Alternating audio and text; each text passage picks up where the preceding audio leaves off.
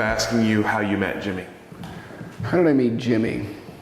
So I had worked, right? I was in the industry, and you're cellar rat, right? And it's a pretty proud title that you wear when you're in that. You're working for some great places. Who knows what they think about you? But amongst yourselves, right, you have this street cred because you're out doing this. And so Jimmy was a combination, right? It's a slow build between going to technical seminars and seeing Jimmy and Jay and Tad Seastad and we're just that group, and it's like, oh hey man, what's going on? And after a while you know each other, and then you see each other at parties and you drink and you do whatever, shenanigans, and you got a little bit of ammo on each other. But Jimmy and I had this funny bond because I'd been in Lithuania, in the former Soviet Union, and so he had spent some time in Slavic countries and liked to drink some vodka and maybe get up some trouble and, come on Jim, let's go beat up some Russians, or whatever the thing was. So we had this innate thing that was cool. Good guy. Like any relationship you have with somebody, it starts and it's this and that, and then, oh yeah, I like hanging out with this guy, and then it's part of a group, and then it rolls forward. Yeah. So for some context, tell me a little bit about what the organ industry was like as you and Jimmy were getting into it. Let's see. It was pretty small, like 100 wineries or so when we were all starting to get in it. And there's some bigger places, like Jimmy was at Willikenzie or went there. Jay was at Cameron. I was at Erath and Druin, and again, it felt like that time when the focus and what we were talking about was how to make the wines better and how to goof off and have a great time, right? Like, the weekend stuff, because you're a reasonably young guy, and it's like, why the hell not? But the industry was not quaint. I think there was really super passionate people in it that were dreamers in a lot of ways, and they had to get it done. And not that many years prior, Pinot Noir was $10 a bottle. And that was the high point. And they're at, fairs trying to sell this stuff. And so, but we were working for those people. And so there was that ethos that was kind of passed down to us. And I think it was about the cellar. Almost like a competition. Do you know your shit? Sorry, that's a bad way to say it. But do you know your stuff or do you not? And that was kind of like one of those things. Or are you just here for the soft ride? So I don't know, it's kind of a funny piece that way. What kind of impact did Brooks have once Jimmy started it under his command? It was funny because I think Jay Summers was going first, and Jimmy was like right within I think Jimmy and I were both within a year or something, starting our projects, and so you're talking to each other about, oh my gosh, how do I do this? I need to do an event. You got any space? Do you not? Where are you doing things? What are you doing? Where are you getting fruit? Hey, have you heard anybody that's got fruit? I mean, just this shared, you're in the pot together, right? Like, oh, how do we get the hell out of this pot, And you're doing all this stuff. So it was good. Jimmy, I think Jimmy and Jay both were like, not about the celebrity, they were about like the work. And I was, and myself as well. And I think that was a cool piece. So I think there's an ethic that comes with that. You're gonna work super hard and figure things out. And then eventually Jimmy went on to Momtazi and was doing his thing. And because he was there, we started buying fruit from Momtazi. And it's just all this kind of organic thing that you use your buddy. So you got his back, he's got yours. Yeah, funny stuff. I'll tell you a story about Jimmy in a second. So before we get to that, let's talk about sort of the days leading up to and then immediately after his death. What you remember from beginning to end. Oh, so, all right. So the thing about Jimmy dying, right? It's one of those formative things. And since that time, right, I've had more friends and family that have passed. And I think it was a horrible day. I think it was a Saturday. I'm sure it was a Saturday. And I was in my barn. I was in my old barn up below Rex Hill, and had some people in. I was tasting some wine out of barrel, and I got a call from my buddy Leather Stores, who runs a place called Noble Rod in Portland. And hey, Jim, I got some bad news, and Jimmy Brooks died. And it is so lightning rod, out of the blue, that, it's almost like one of those stumble moments. You could be pushed over with a feather, kind of a thing. And so it's like, sit down and holy shit, how did this happen? What? No, Jimmy, football player, big, guy, always mixing it up. There's no way this guy's healthy as a bull. What? How can so you can't comprehend it. But we're all mortal. We have things, and Jimmy had the aortic thing, and we all found out pretty quickly that he had enough time to call a girlfriend, and probably should have called an ambulance, but it wouldn't have made any difference anyway. And the horrible thing was then having an 8-year-old son. Like, whoa, and so it was his, right, and this was right before the harvest in 2004, maybe not even a couple weeks. Everybody's kind of massing for their grapes and all this, and it was horrible to go up on a hilltop and celebrate, this guy that shouldn't be dead.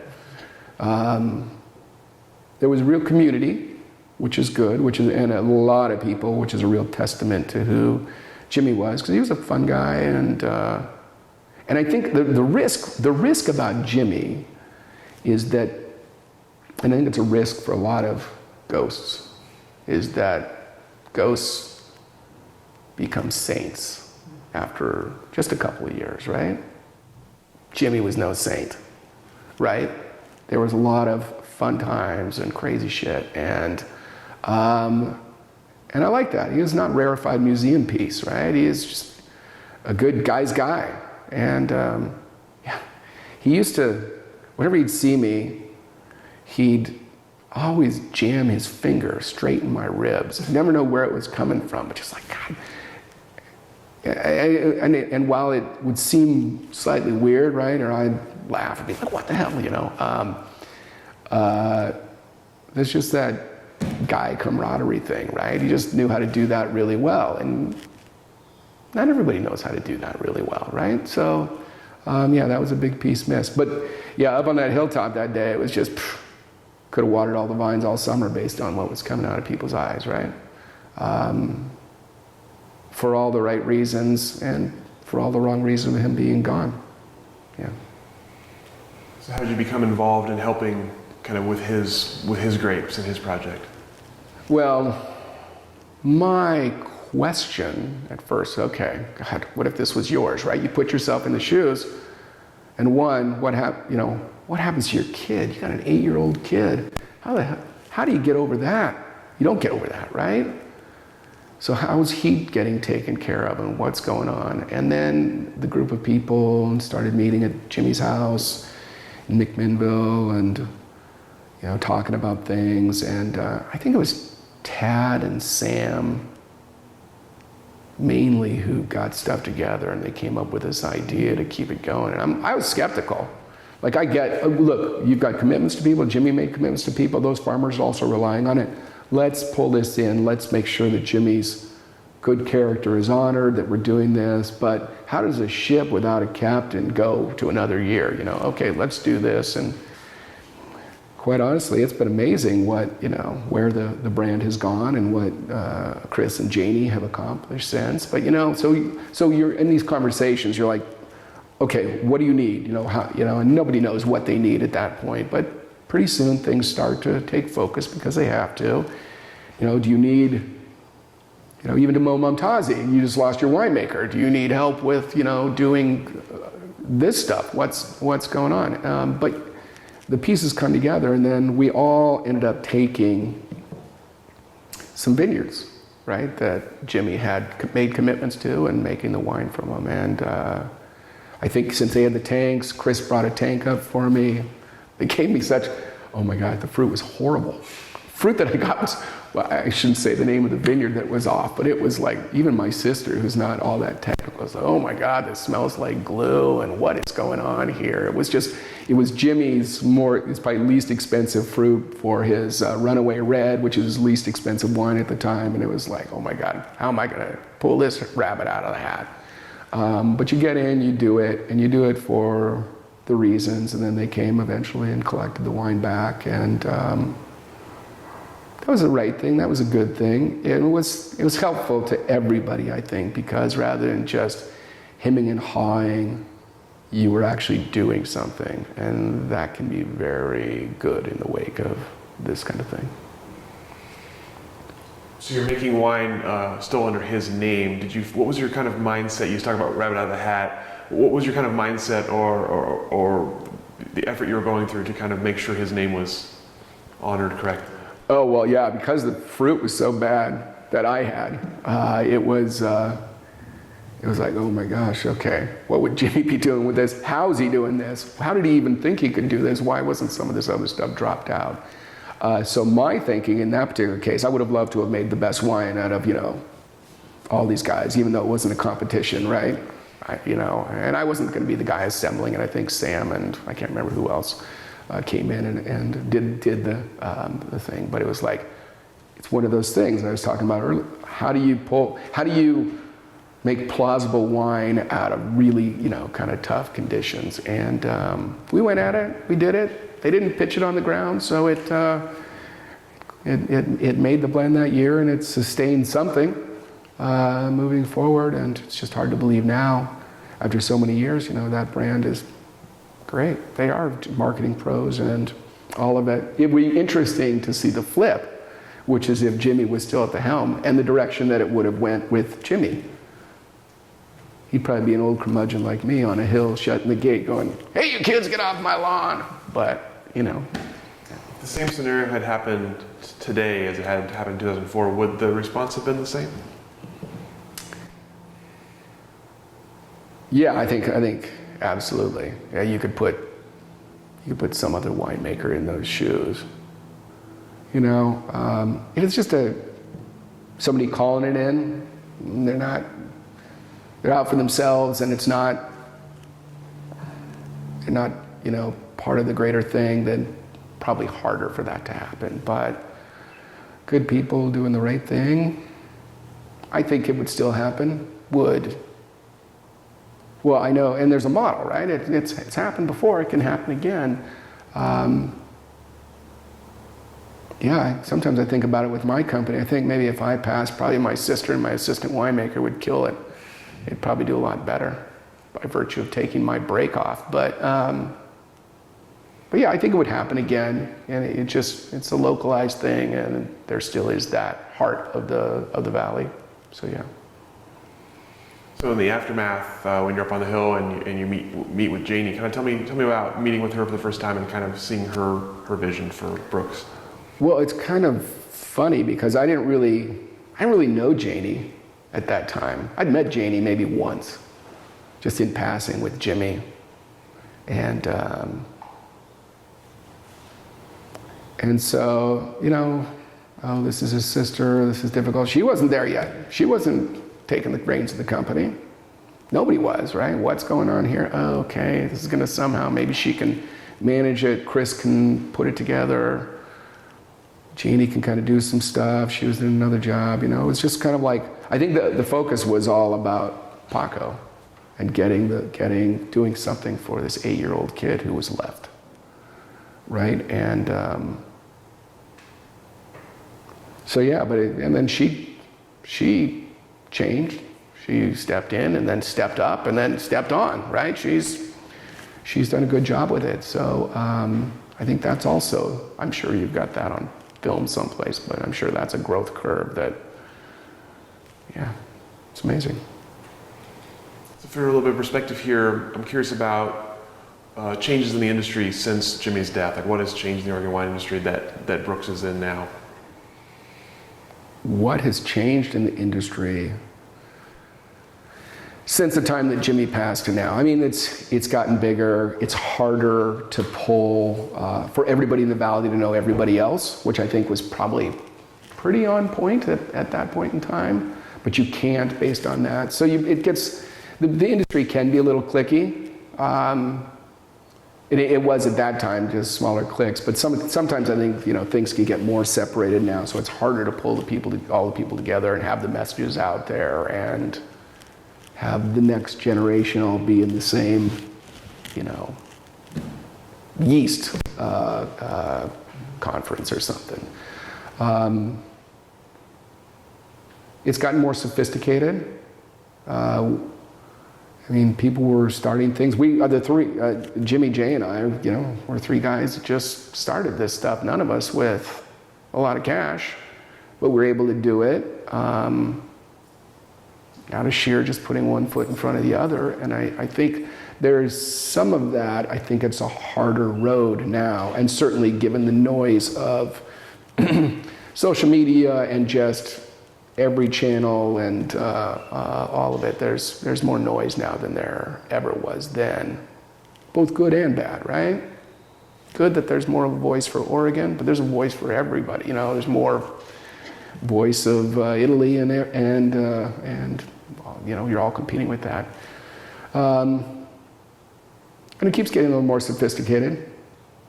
Right at that time, they were like, "Oh, how do you keep botrytis from blah blah blah in the grapes?" And now it's like, "Oh, different trials," and your research has stepped on. So some of that stuff that was real questions back then have been answered and added to, and of course, there's still the mysteries around about all kinds of things. Yeah.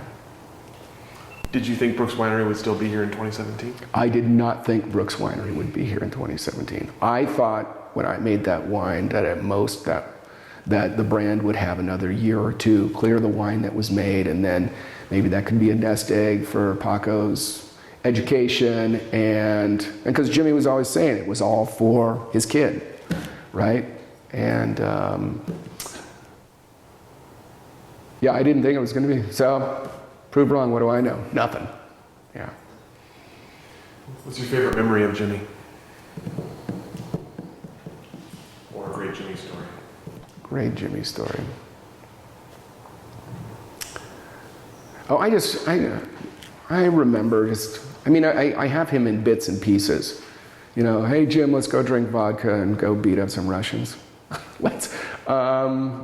And then I remember we were pouring, actually the event I met my wife at, Jimmy and I were pouring. It was kind of a thing to get a younger demographic for giving and charity, and it was wine and it was some performance, and in this big warehouse space in Portland. And Jimmy and I were they had the winemakers kind of setting shifts, and Jimmy and I were behind a bar like this and pouring for these people, and I think both our biorhythms were on pretty well because there was a lot of good-looking girls that were interested. Some of them, you needed to keep the food table between you and them because there was a little crazy out there as well.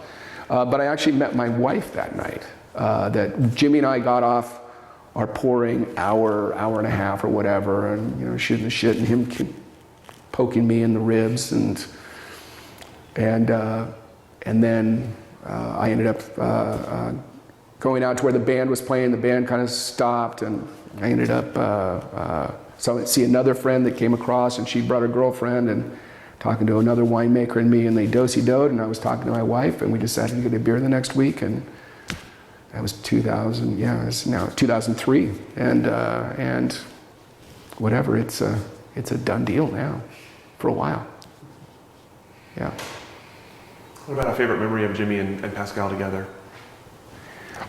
I think the thing I think about Jimmy and Pascal is Jimmy, right, because memories are reconstructed, but I always think of Jimmy, the ox kind of guy that he was, with Pascal like up on his shoulders like this, just on one side, broad shoulders, sitting on his dad's head, clamped to Jimmy's head.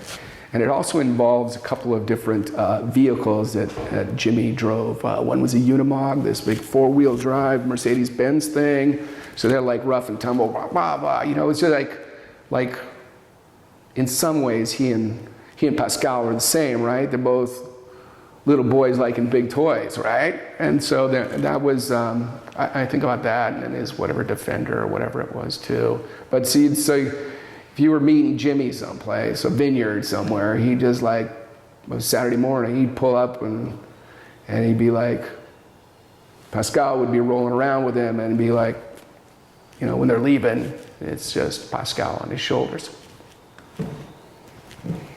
Why do you think the Jimmy Brooks story resonates with so many people?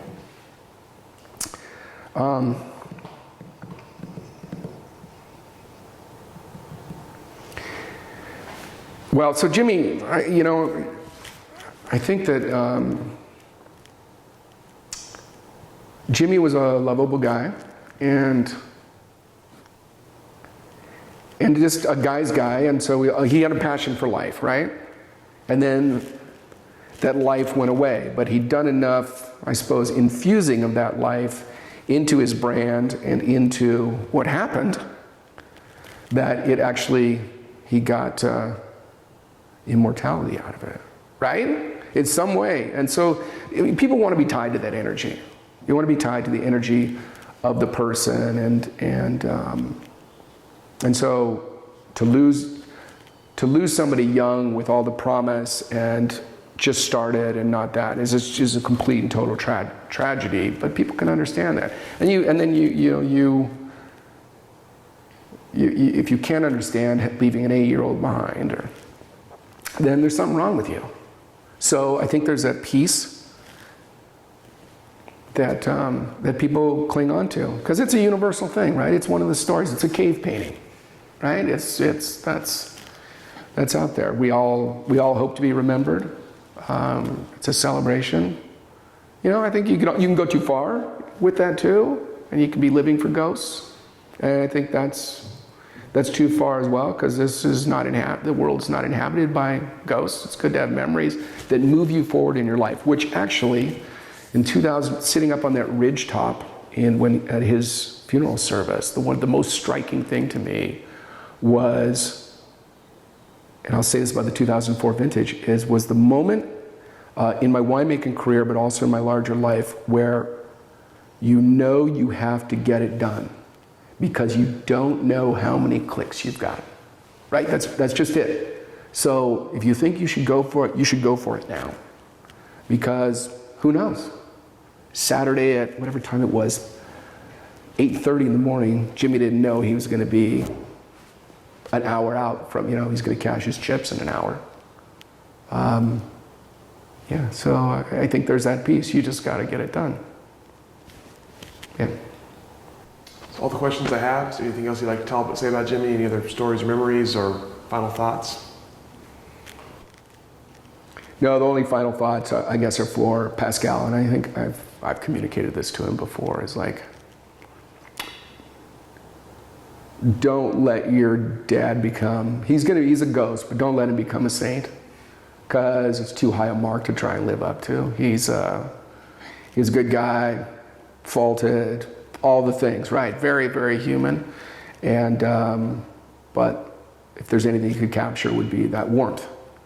And so I think that's the takeaway message. Don't let it get too all esoteric or too much marketing or too anything. Just like, and when you think that your dad is, or whoever you think, whoever's thinking, if you think they were all this, you should check in and know the dirt, right? Because there's some dirt, and that's an okay place to be. It just brings you down to actually a place where you can be like, know that your ability to be wrong and be fallible and all that is actually human, right? Yeah. So that's what I guess I'd say.